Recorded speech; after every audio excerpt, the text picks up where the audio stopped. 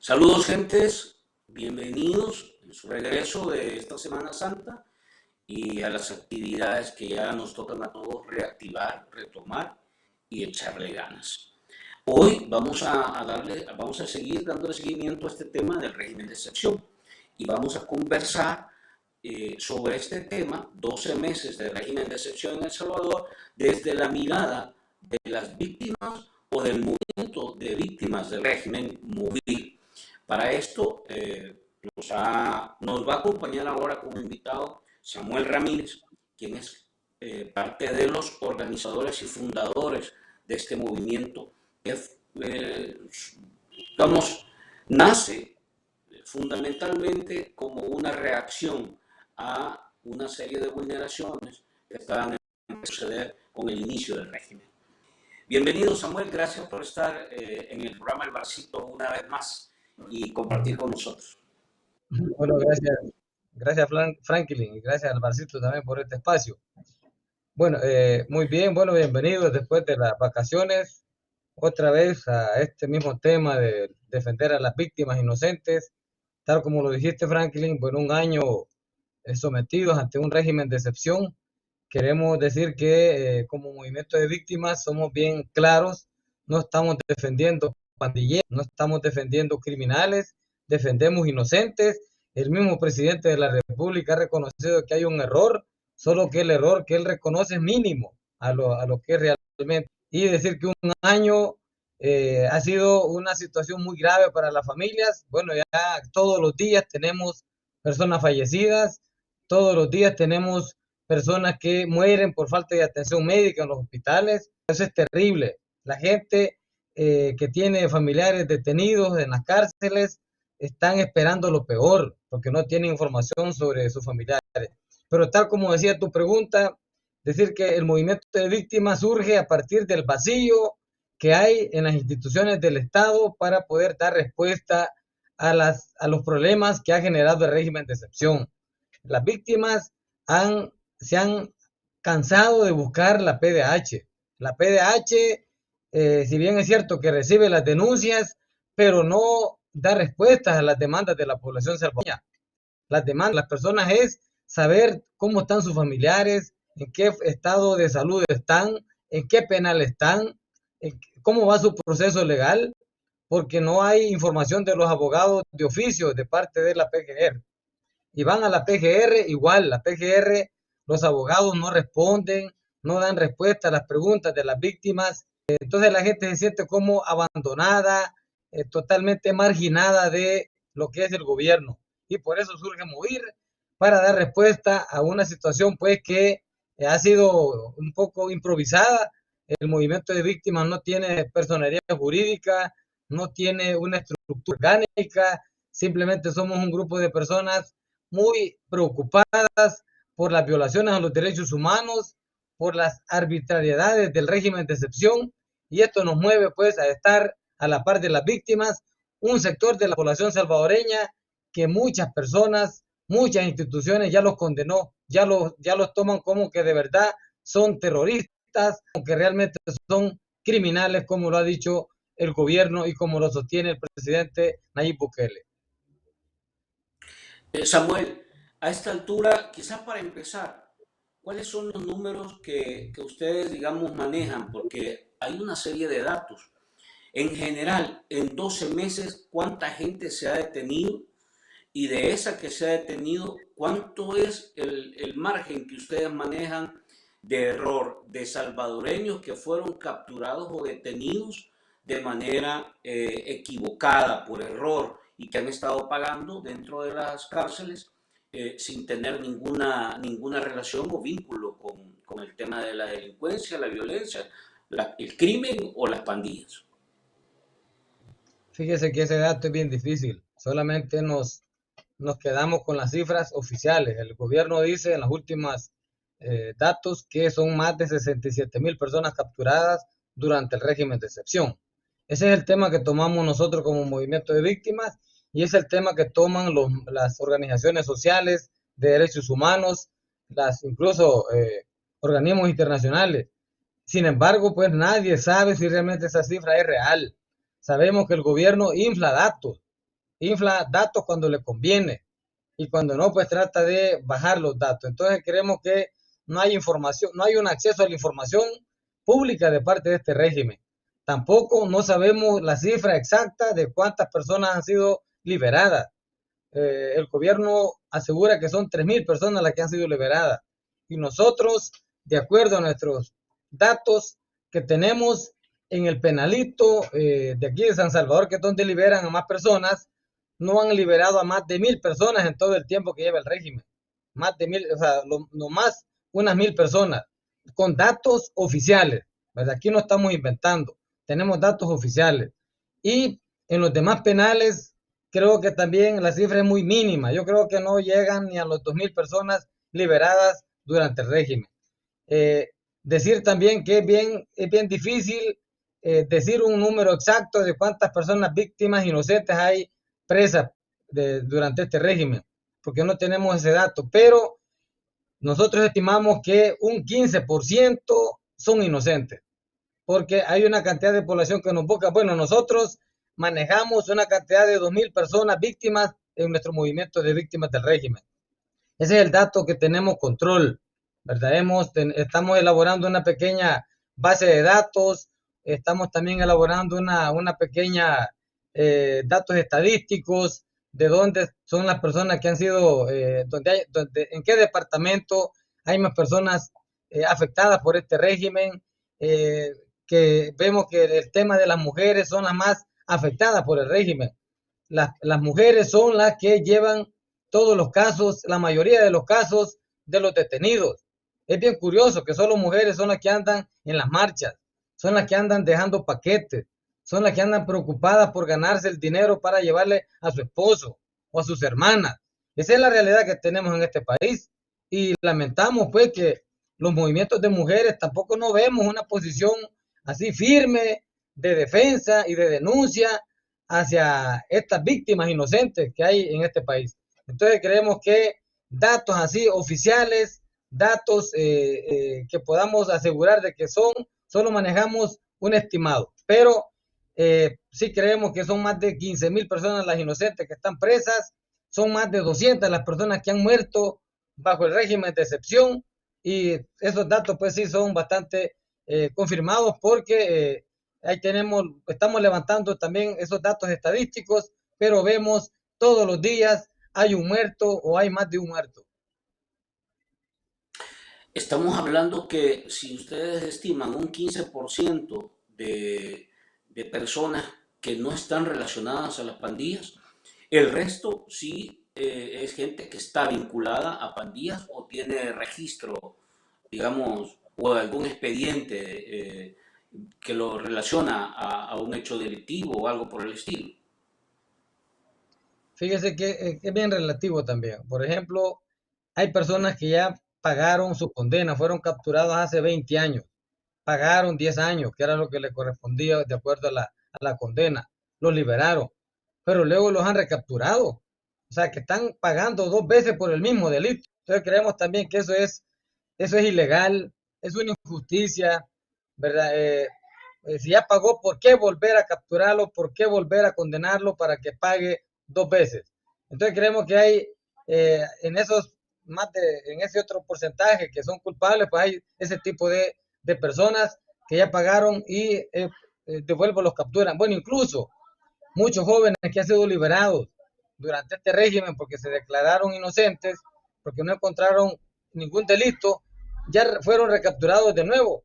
Los liberaron por agrupaciones ilícitas, pero los vuelven a recapturar por agrupaciones terroristas. Entonces sabemos ahí hay mucha información oculta de este régimen. No sabemos si lo que procuran es que si se haga un penal, el más grande de América Latina, de primer mundo, no sabemos cuánto ha costado al país ese penal. Me imagino que ha costado muchos millones. No sabemos cuál ha sido el arreglo, si ha sido el Estado que lo construyó o ha sido alguna empresa privada. Y esa empresa privada, por lógica, va a ser un negocio para ellos. Entonces, ellos necesitan tener esos 60.000 o más personas detenidas para poder hacer negocio. Sabemos también que esos paquetes alimenticios que la gente está entregando, tenemos información de las mismas víctimas, de las mismas personas que salen libres, que menos de la mitad son las que les entregan a los privados de libertad.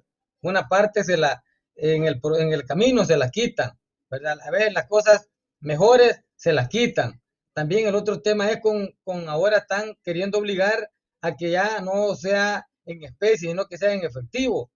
Entonces pareciera que también hay un negocio redondo que el régimen trata de justificar eh, con esos espectáculos, con esos traslados de verdaderos pandilleros, porque creo que ahí no hay duda, pero también llama la atención que son pandilleros bien alimentados, se ven que no están nada de descuidados alimenticiamente, en alimentación, pero que a los privados de libertad del régimen se están muriendo de hambre. Una gran parte de personas libres salen con desnutrición severa, con anemia profunda. Han muerto 3 días después de que han sido liberados. Entonces hay una situación bien grave.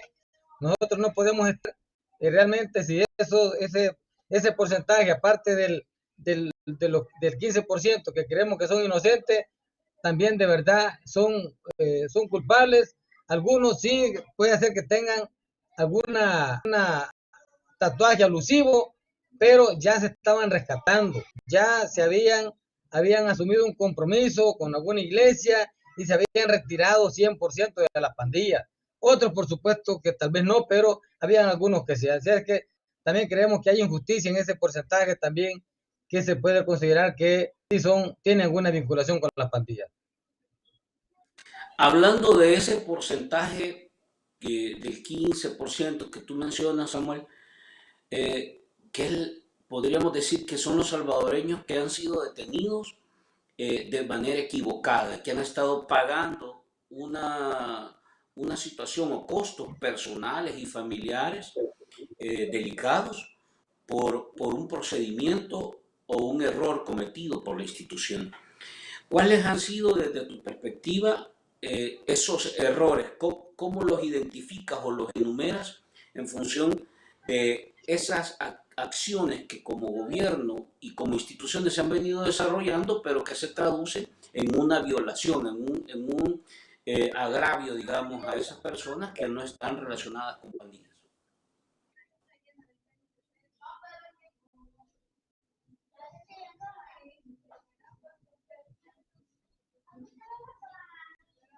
¿Estás escuchar, Samuel? Correcto, mire, es perfecto.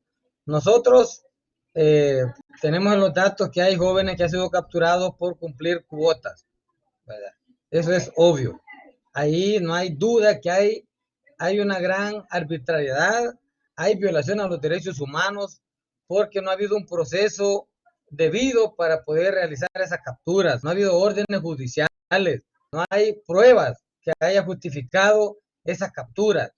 Han habido redadas, por ejemplo, si en una comunidad los pandilleros realmente hacían una acción, la policía comenzaban a buscarlos en los diferentes lugares dentro de la comunidad. Pero como los tipos saben cómo esconderse, no los agarraban y agarraban a cualquier persona, a cualquier joven que encontraban en la calle y a él lo acusaban que era el culpable de haber cometido ese delito. Entonces creemos que eso es lo que se maneja de parte de las familias. También esas recapturas de personas que han sido liberados, si ya los declararon inocentes, ¿por qué recapturarlos?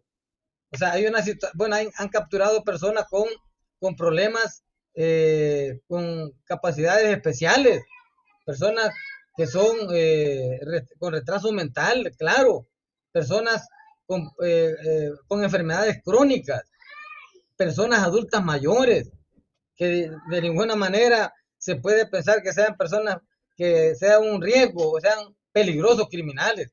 Entonces, una simple llamada telefónica, una simple apariencia, o porque un policía le cayó mal, o alguna rencilla con algún policía, con alguna persona, por eso se han llevado a muchas personas presas y ya llevan un año de estar detenidas, otros llevan 6 meses, otros ya murieron en los penales. O sea, las injusticias de este régimen son numerosas. las violaciones a los derechos humanos ya no se diga. Y vemos una Procuraduría para la Defensa de los Derechos Humanos que no hace nada, no se pronuncia, no hay un informe que diga estos son los hallazgos, este es el informe que hemos encontrado de las violaciones a los derechos humanos. Entonces creemos que el régimen pues está violentando los derechos a las personas y nadie hace nada por impedirlo. Bukele sabe de que los soldados, que los policías están haciendo este tipo de acciones, pero no vemos a ni un soldado, a ni un policía capturado, condenado, enjuiciado por cometer este tipo de delitos, si es que no hay una orden de arriba.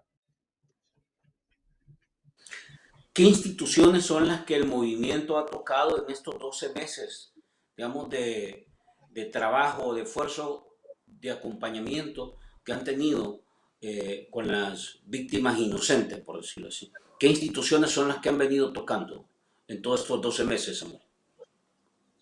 Bueno, mire, primero tocamos a la PDH, porque la PDH es la Procuraduría para la Defensa de los Derechos Humanos, el nombre lo dice, y fue una entidad creada por los acuerdos de paz, porque durante la guerra igual, allí no había ninguna Procuraduría de Derechos Humanos, por eso se produjeron las grandes masacres y nadie hacía nada por corregir, por condenar, por enjuiciar.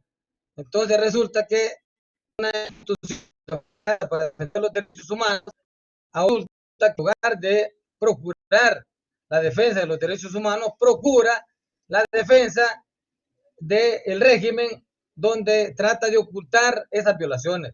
Entonces creemos que es una situación bien lamentable. Luego, incluso pedimos una audiencia con el Procurador General de la República de El Salvador porque escuchábamos muchas denuncias de las víctimas que no los atendían, que los abogados, con la excusa de que tenían mucho trabajo laboral, no atendían a las personas individualmente y que la gente andaba tonteando para arriba y para abajo con los arraigos, con los documentos que comprueban de que sus hijos, sus familiares son inocentes y no le tomaron importancia a esos documentos. Solamente tomaban las denuncias de la fiscalía, las acusaciones de los policías o las llamadas anónimas. Pareciera que la intención era condenar a estas personas inocentes. Luego, pero no nos dio la audiencia porque él nos delegó unos empleados, unas personas de la PGR para que atendiera especialmente a las víctimas y creo que se corrigieron algunas cosas, pero tampoco nos resolvió. Luego tocamos la oficina de los derechos humanos de las Naciones Unidas aquí en El Salvador, que está en Santa Elena. Fuimos a hablar con esta persona y le planteamos los problemas y nos dijo que las Naciones Unidas estaban muy preocupadas por lo que pasaba en el país, pero no podía hacer mucho, ¿verdad? Que ellos eran una institución extranjera y que no tenían mucho poder en este país y que simplemente estaban esperando que los informes que estaba redactando Naciones Unidas a partir de las denuncias, pues que eso era lo que nos iban a transmitir a nosotros, nos iban a compartir. Luego hicimos visitas al arzobispo de San Salvador, pensando y creyendo pues que la Iglesia Católica en este país siempre ha estado a favor de las víctimas, como lo hizo Monseñor Romero durante la guerra, que se puso a la par de las víctimas, defendió a las víctimas y por eso dio la vida.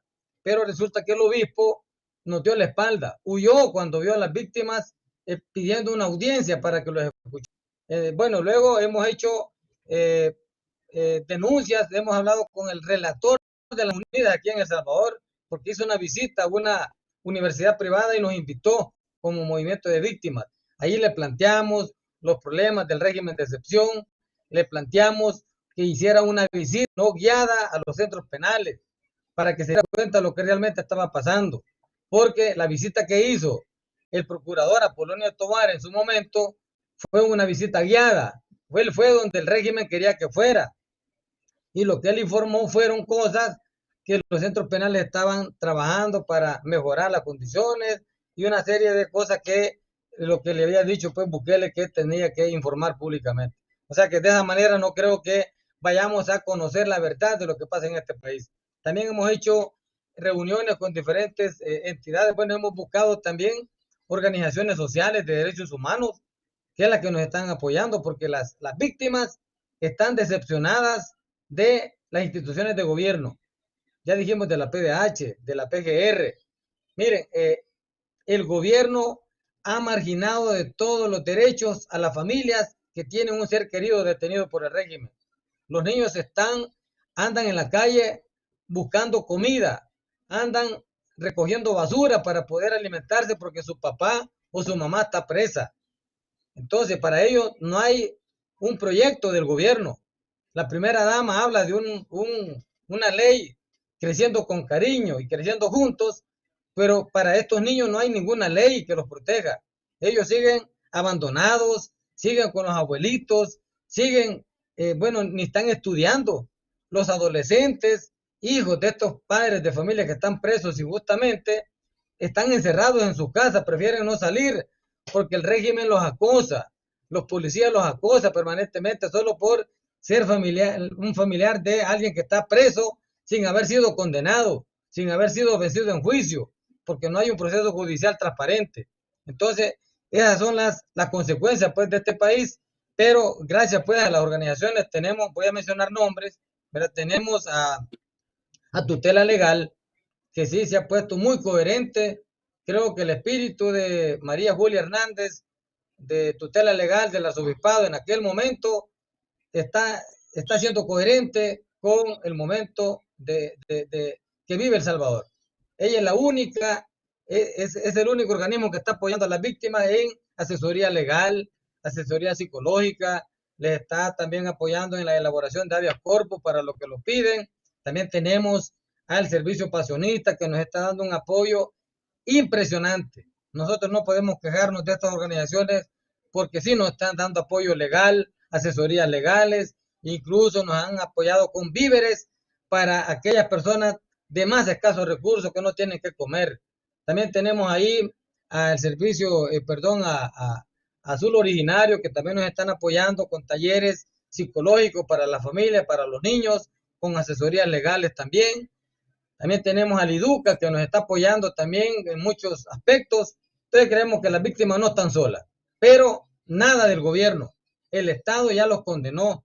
Para el Estado, estas personas ya no existen, sino que solamente son víctimas permanentes de persecución.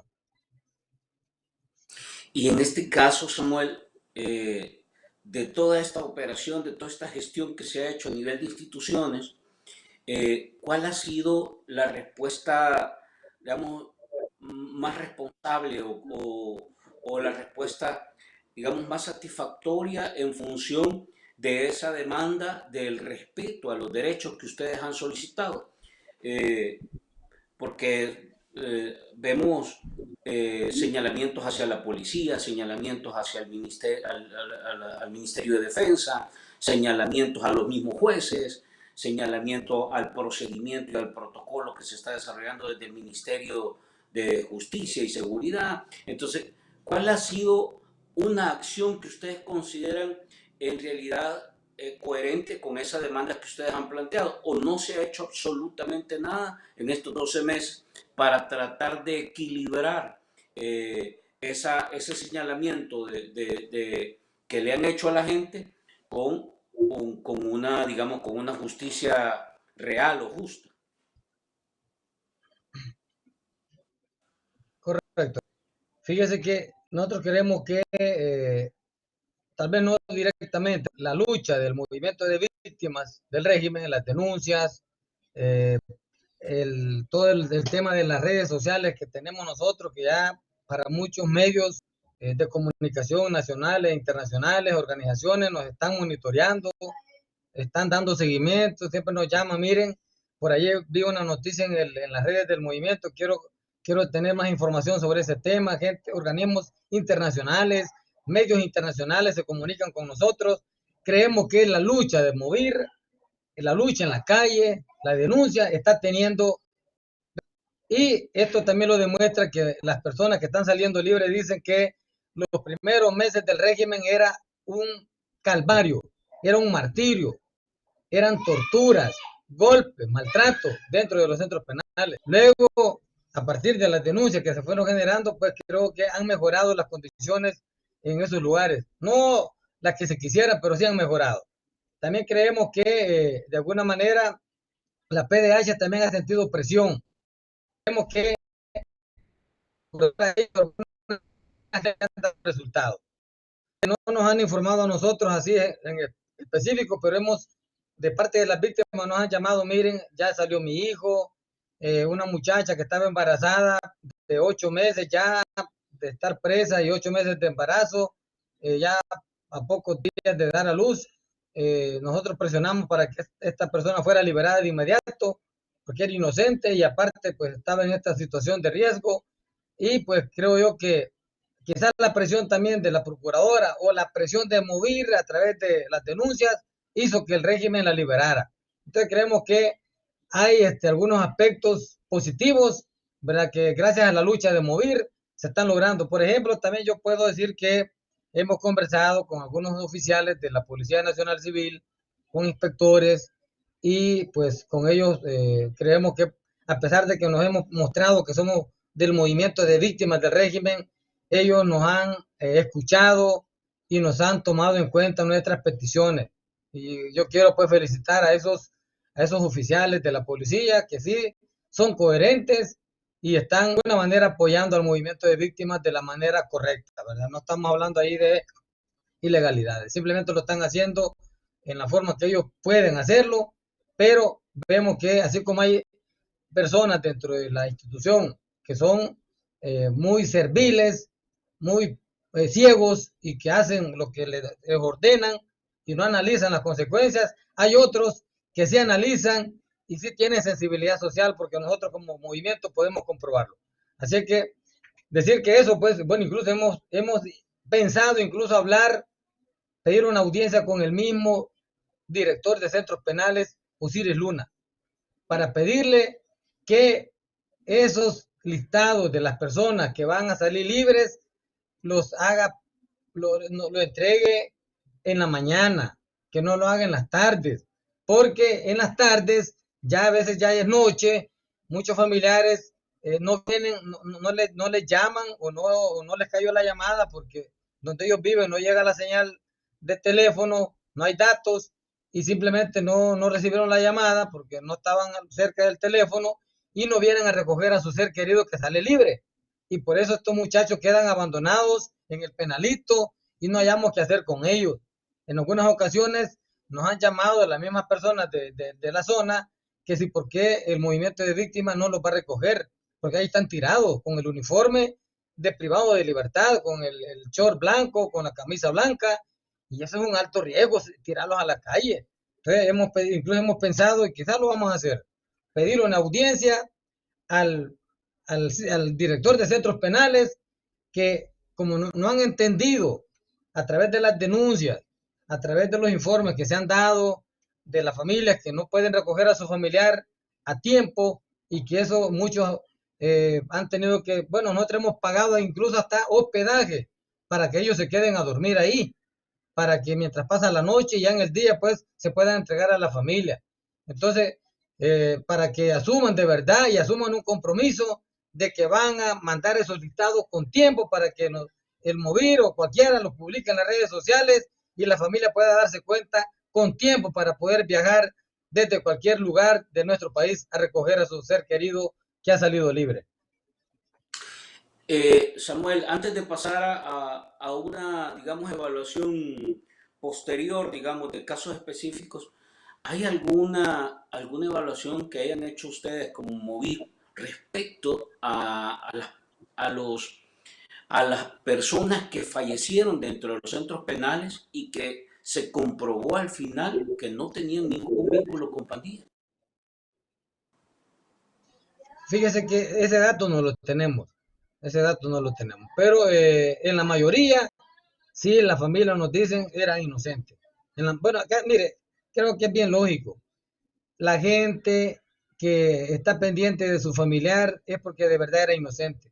La gente que sabe que su hijo era un criminal un, y antisocial que nadie quería en este país, fíjese que la gente no tiene solvencia moral para pedir ayuda para ello. Yo creo que nosotros también hemos sido bien claros en el movimiento.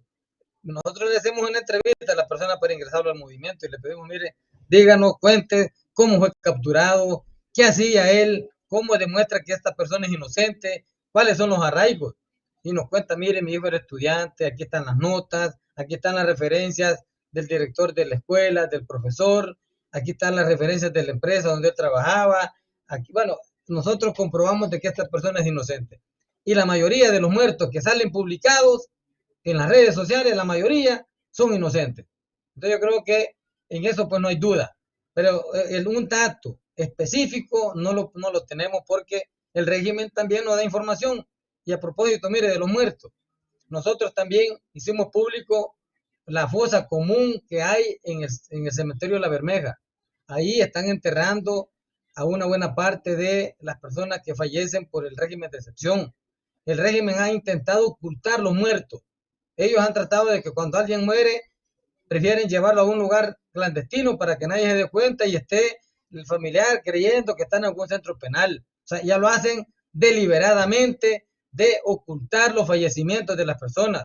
Esa fosa fue descubierta porque, bueno, un joven de Chalatenango, que la mamá, esto creo que ya lo comentamos en varias ocasiones, la mamá le llevaba paquetes todos los meses a Mariona y todos los meses le decían que estaba en Mariona. Llegó en diciembre y le dijeron que mire, fíjese que no aparece en el listado. Y de repente le dijeron, mire, fíjese que él ya murió y murió en junio de este año. Y en diciembre todavía, hasta diciembre es que no le recibieron paquete, pero todos los meses anteriores, hasta junio le recibieron paquete. Entonces significa que, entonces la funeraria le llamó a esta familia, porque la familia comenzó a investigar que qué pasaba, dónde estaba, fue a tutela, fue a medicina legal, fue a centros penales, fue a todos lados, hasta que al final la funeraria le llamó a la familia ofreciéndole el paquete funerario y que le dijo que estaba en una fosa común en el cementerio de La Bermeja. Y ahí tenemos información que han enterrado a más de 100 personas y apenas han exhumado como unas 40. Por eso nosotros estimamos que pasan de 200 los muertos por el régimen de excepción, ¿verdad? Entonces, por eso nosotros tenemos esa cifra, no es sacada de la manga de la camisa, pero tampoco no podemos tener un dato específico porque no es información de parte del régimen. Estas personas que han fallecido dentro de los penales, ¿cuáles han sido las principales causas que han conocido ustedes a partir del testimonio de los familiares? ¿Ha sido por tortura? Se ha escuchado de todo, pero ¿cuáles han sido las principales causas que ustedes han logrado identificar a partir del testimonio de los familiares? Fíjese que la mayoría, bueno, no digo la mayoría, algunos han muerto por golpes, por tortura, otros han muerto por insuficiencia renal, por el agua que toman ahí, un agua que no es potable. Es un agua, bueno, toman onzas de agua, porque no alcanza el agua para tantas personas que están detenidas. Otros han muerto, bueno, igual se enferman de los pulmones. Hay gente que muere por edema pulmonar. Es una enfermedad muy común en todos los... Y el régimen, cuando muere alguien por edema pulmonar, dicen que mueren por COVID, ¿verdad? Y que por eso les dicen que lo lleven sellado en la caja, que no vayan a abrir la caja porque va por COVID. Y así muchos, pero a veces los llevan sellados porque han muerto por torturas y no quiere que la familia vea los golpes que tiene la persona ya fallecida. Entonces, creemos que hay una situación ahí muy complicada, pues también tenemos información que en el penalito hay bastantes personas muy adultas mayores con enfermedades que quizás ya el régimen ya se dio cuenta que muchos se les están muriendo, los capturan, no los verifican en qué estado están, porque las capturas han sido masivas. O sea, lo terrible es que este régimen ha hecho capturas masivas porque querían incrementar el número en poco tiempo. Bukele, él quiso ser popular a través del régimen de excepción, sacrificando a miles de personas inocentes porque comenzaron a capturar masivamente y él sabía que entre más número, más popular se iba a hacer a nivel mundial. Y muchos salvadoreños, lamentablemente, todavía lo ven así, que entre más capturas, más popular. y más autoridad genera, más miedo genera. Y por eso a veces la gente dice que está de acuerdo con el régimen porque tiene miedo. Porque ahora a cada demanda de la gente lo que le ofrece es un régimen de excepción. No le ofrecen soluciones. Miren a los vendedores del centro. ¿Por qué creen que la gente prefirió retirarse sin opciones claras de parte de la alcaldía? Porque les dijeron, miren, si ustedes no se mueven de aquí, lo que les ofrecemos es el régimen. ¿Y qué significa el régimen? Pasar 1 año, 2 años preso. Y si son personas adultas mayores con problemas de salud, no van a salir vivos, van a salir muertos. Entonces cualquiera prefiere mejor someterse y simplemente a defender sus derechos. Entonces creemos que eso es lo que pasa en este país, ¿verdad? A nivel del sistema de justicia, ya la pelota, digamos, en manos de los jueces. Conocemos que se cambiaron los jueces, hubo una remoción de jueces por parte del gobierno, se pusieron jueces, digamos, más bien se sacaron jueces y volvió una nueva plantilla de jueces.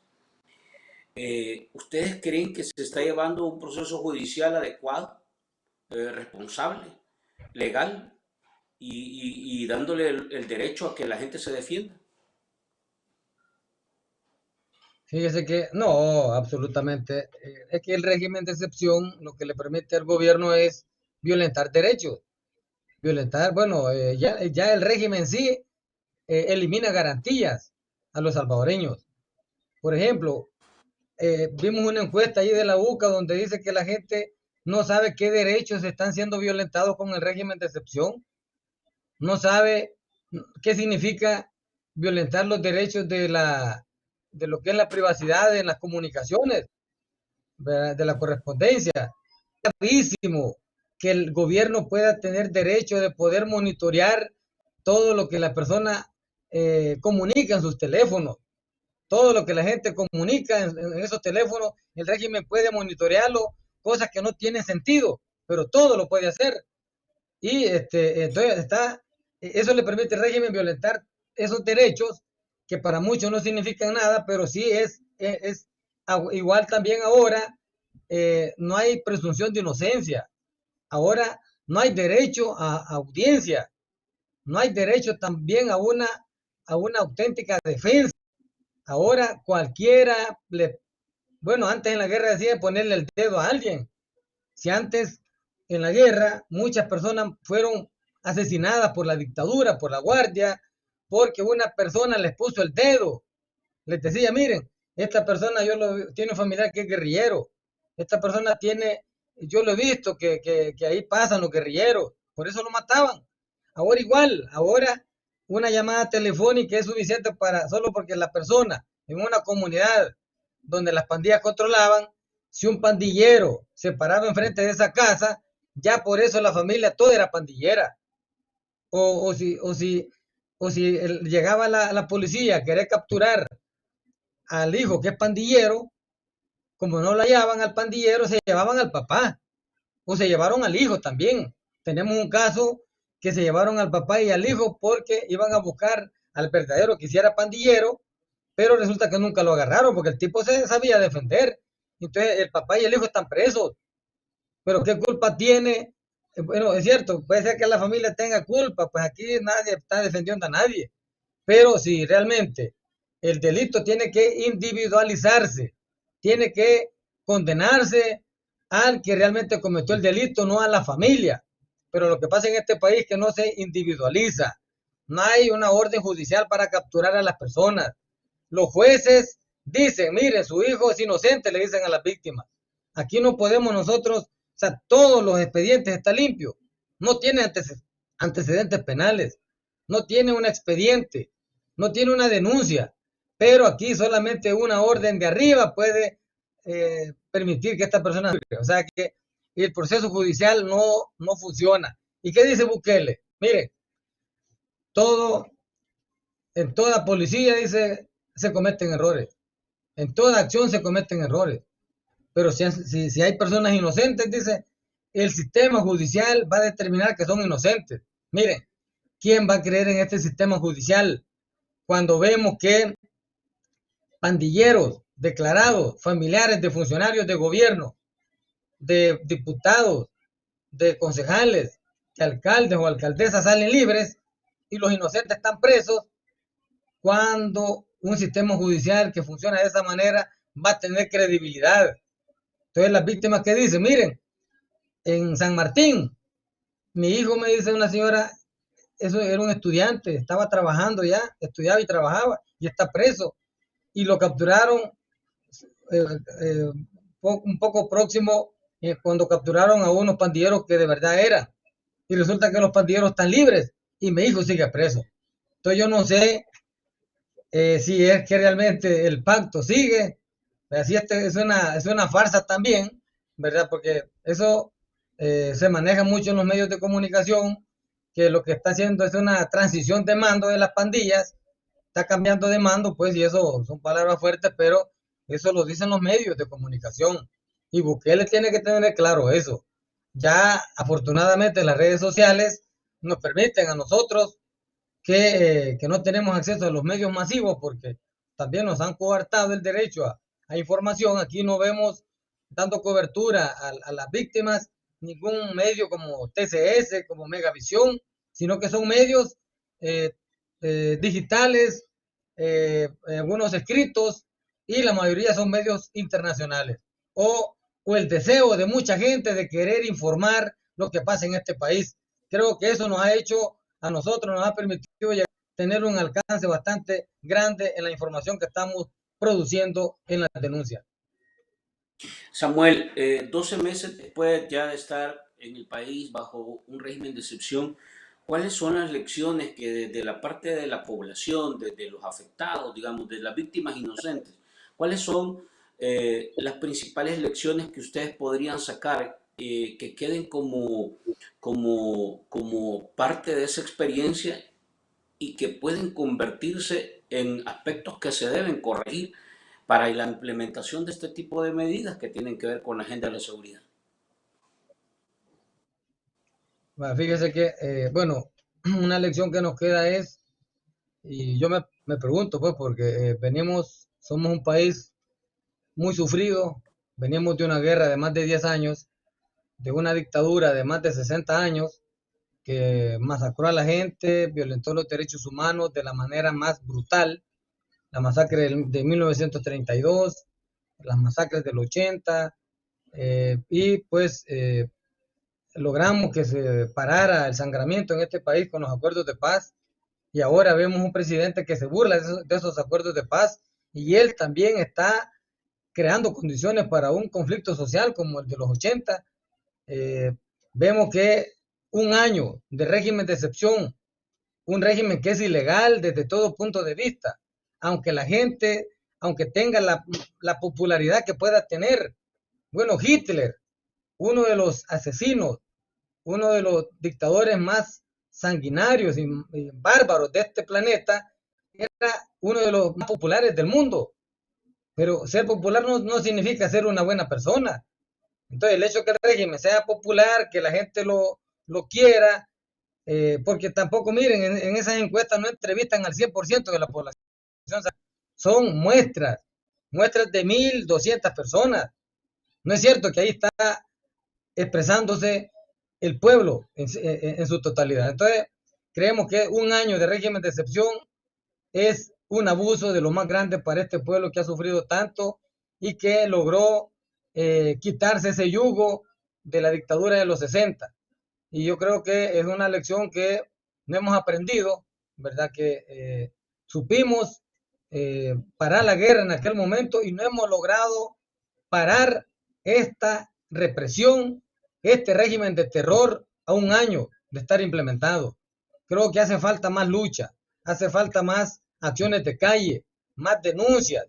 Miren, hay personas que me dicen a mí, bueno, hace un par de meses me decían, que ustedes están defendiendo pandilleros. Ahora nos buscan porque me dicen, mire, fíjese que yo, qué equivocado estaba, ya me capturaron a mi hijo. Entonces ahí les dejo la moraleja. No estén celebrando algo que tal vez ustedes más adelante pueden ser las próximas víctimas. Mucha atención a eso, compañeros y compañeros salvadoreños y salvadoreñas. Mucha atención. No nos vayamos por las percepciones. el régimen de excepción, la versión oficial es pura percepción. En el fondo, en el pueblo salvadoreño hay mucho dolor, hay mucha tristeza. Mire, yo estuve en Chalate en estas vacaciones. Allá estábamos, bueno, por ahí estuvimos cerca donde llevaron el cuerpo de un joven que fue víctima de un incendio en Juárez, en México. Él era un soldado, estaba creo que allá en Sensuntepec, que estaba destacado. Y pues viendo la situación del país, que es muy difícil, muy complicada, viene un hermano y dijo que se lo iba a llevar. Y miren cómo terminó, porque él aquí no veía futuro. Él quería un futuro mejor. Pero miren qué pasó con él, quemado. Entonces muchos salvadoreños, a pesar de esas malas noticias, de esas desgracias, tragedias, prefiere huir del país.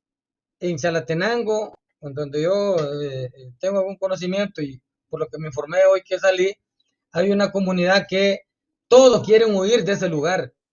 Primero, por la persecución. Lo otro es por la crisis económica. La gente trabaja la tierra y no logra ni siquiera sacar los gastos.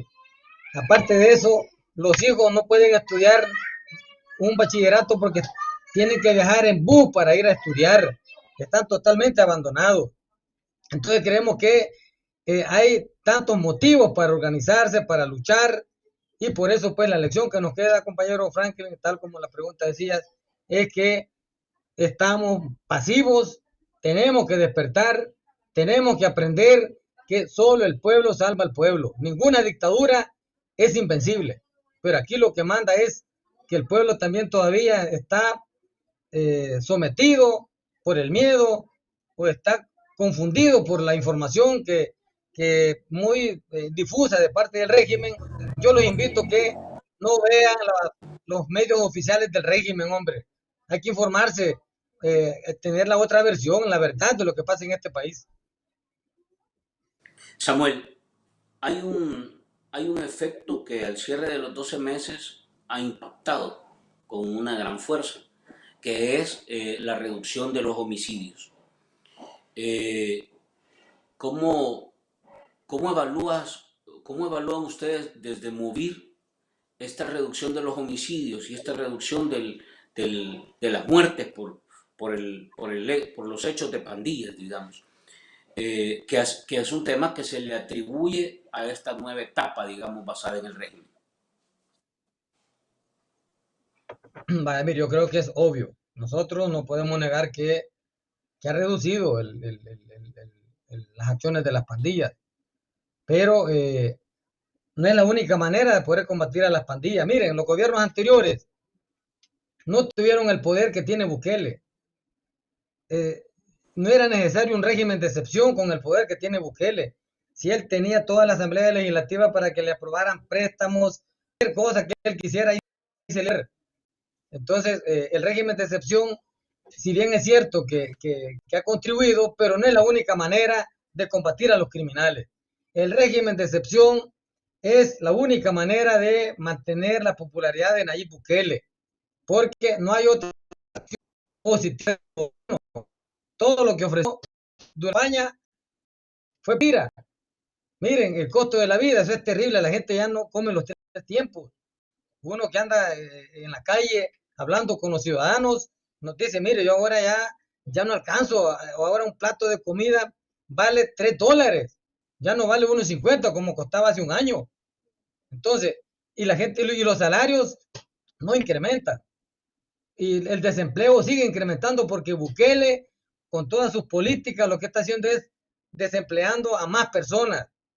Entonces, creemos que la situación del régimen puede combatir las pandillas del gobierno sin necesidad de tener un régimen de excepción, porque tiene todos los recursos, tiene a la policía, tiene a la Fuerza Armada, tiene a la Corte Suprema, tiene a la Asamblea Legislativa, no tiene por qué someter a todo el pueblo para poder dar seguridad a la población. Aparte de eso, miren, Bukele se ha ido por lo más fácil. Si es que es fácil someter a toda la gente con el tema de la seguridad, pero aquí no estamos hablando de que la medicina tiene que ser más grave que la enfermedad. pero para El Salvador es más grave la medicina que la enfermedad. Miren, ahora la gente ya no le tiene miedo a las pandillas.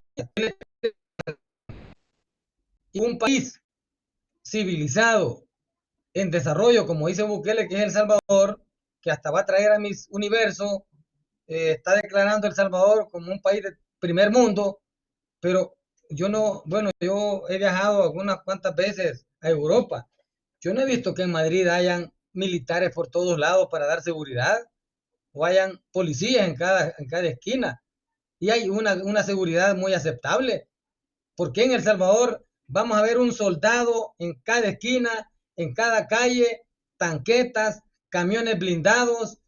Eso no es sinónimo de seguridad, eso es un sinónimo de dictadura, de meterle miedo a la gente, que la gente no levante la voz, que no proteste, porque si protesta, sobre todo si protesta individualmente, porque si nos unimos y hacemos acciones en conjunto, creo que ahí sí las cosas cambian. Así que yo creo que es aceptable que ha bajado la criminalidad, pero tampoco no se vale que con la excusa de que baje los crímenes por parte de las pandillas, se oculten los crímenes ocasionados por el régimen, porque los 200 muertos o más que han habido en los penales son crímenes ocasionado por el régimen de excepción o por el régimen de Nayib Bukele. No podemos llamarle de otra manera.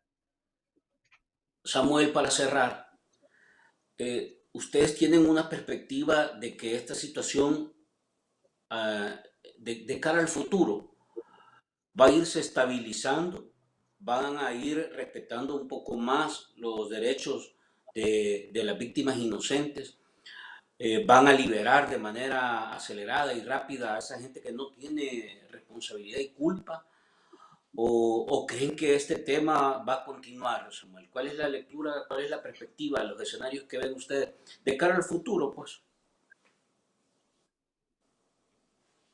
Mire, yo sí creo que el régimen está valorando muy bien el despertar del pueblo. Y ahora las víctimas ya no solamente van a ser las víctimas directamente del régimen de excepción, ahora ya hay víctimas de del tema del costo de la vida. Hay víctimas de los vendedores que fueron desalojados sin ofrecerles ninguna alternativa. Yo estoy de acuerdo que qué bonito es un país ordenado, con los edificios, con las calles bonitas, pero ¿de qué sirve un país ordenado si la gente la están tirando a la calle sin opciones? Entonces, creemos que no es la manera de poder resolver los problemas de este país. Entonces, nosotros creemos que hay que llamar la atención a la población salvadoreña para que hacerse sentir mucho con mayor fuerza. De esa manera el régimen va, va a respetar un poco más los derechos humanos, va a evitar ya cometer tantas injusticias. De lo contrario, de que el régimen entienda de que por pura voluntad lo va a hacer, imposible. Yo creo que ya Bukele ya se dio cuenta que teniendo a la gente sometida, a eso a él le da mucho poder y le da mucha popularidad. Estamos ya próximos a unas elecciones, pero creo que el régimen ya no le interesan los votantes, a él le interesan los votos. Y él está haciendo unas cuentas alegres, ¿verdad? Que en Estados Unidos, en el exterior, el voto en el exterior va a sumar más de 800,000 votos. 800,000 votos. Es decir, mire, que pierda 500,000 votos aquí en El Salvador, pero si tengo allá 800,000, más con el fraude, porque van a votar personas con DUI vencidos, con pasaporte vencido. O sea, no hay control de quiénes son los que van a votar, no hay un padrón. ¿Cómo se puede fiscalizar? ¿Cómo se puede hacer una auditoría de esas votaciones si no va a haber un respaldo? No va a haber nada. ¿Cómo comparar datos? Entonces, creemos que Bukele cree pues que ya tiene asegurado el poder, la reelección, ya no necesita de alguna manera votantes. Pero también creo yo que está analizando si él sabe que el régimen de excepción le va generando más problemas que beneficios, va a tener que tomar alguna acción, que tiene que bajar, lo va a eliminar o tiene que respetar los derechos, ¿verdad? Porque no puede sostener una situación tan grave en este país, porque El Salvador también, la gente está tomando conciencia. Miren, hay gente que es humilde y me dicen a mí, mire, me dicen, aquí no hay de otra, me dicen, hay que quitarle la mayoría en la Asamblea Legislativa, porque si él se va a reelegir y tiene la popularidad y tiene las de ganar, pues que gane. Pero si no tiene, me dicen, la Asamblea Legislativa, ahí se le va a detener todos los planes macabros contra la población salvadoreña. Entonces yo creo que al final, pues aquí el pueblo tiene la última palabra y el pueblo tiene que analizar bien las decisiones que va a tomar en el futuro. El 2024 es importante que la gente vaya a votar, pero que piense bien por quién va a votar. Además, vaya, lo de las víctimas va a crecer. Quiere eliminar los municipios y solo dejar a 50 municipios. Quiere controlar a los 50 alcaldes que van a quedar. A él se le hace más fácil controlar a 50 personas que controlar 262 personas. Aparte de eso, lo que quiere es despedir una cantidad muy grande de empleados en las alcaldías. Imagínense, tenemos ya una crisis económica insoportable. El costo de la vida, el desempleo, y a esto viene a sumarse más desempleo. ¿Qué va a hacer la gente? ¿Se va a ir del país? ¿Se va a dedicar a robar? O sea, esas son las preguntas que nos tenemos que hacer. ¿Qué va a hacer esta gente con ese resentimiento social? ¿Va a provocar un conflicto social en el futuro? ¿Qué está haciendo Bukele para prevenir ese conflicto social? Porque solo vemos represión, solo vemos la, la amenaza, la persecución, el terror, pero no vemos que Bukele diga, vamos a construir, vamos a mejorar estas carreteras que van para esta zona que no tiene mucho desarrollo porque no ha habido ayuda, no ha hecho ninguna carretera nueva, hombre. Todas son las calles que ha dejado los gobiernos anteriores. Todo lo bueno que se ve en este país son gracias a los gobiernos anteriores, aunque se molesten los seguidores de las nuevas ideas, pero es la verdad. No, este gobierno no ha hecho solamente Sur City. Sur City es un simple nombre en inglés, pero es la playa del horizonte de allá de la libertad, el Miss Universo. Le va a costar a El Salvador más de 15 millones de dólares. ¿Y de dónde lo va a sacar? ¿Qué pasó con el Bitcoin? Fue otro gran fracaso y fracaso tras fracaso. Por eso ahora el régimen es lo único que lo sostiene en la aceptación de la población salvadoreña. Te agradezco el tiempo que nos has regalado y también la información que has compartido con nosotros. Hay que seguir haciendo la lucha, como dices tú, y tratando de que la gente tome conciencia de que es importante la denuncia, la participación y sobre todo la organización. Gracias, Franklin, y aquí estamos a la orden siempre. Un abrazo entonces, Samuel. A todos ustedes, gentes, gracias por estar con nosotros, acompañándonos en una charla más interesante sobre los temas que están aconteciendo en el país. Los veo en la próxima jornada. Un abrazo.